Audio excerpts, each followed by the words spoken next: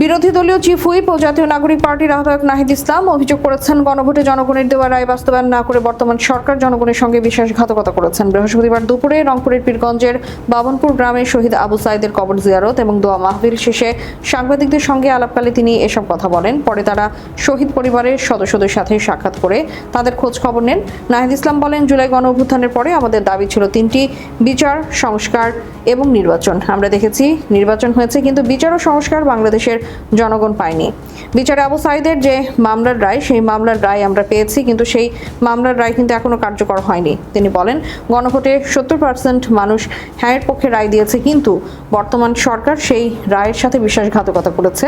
গণভোটের রায় তারা কার্যকর করছে না।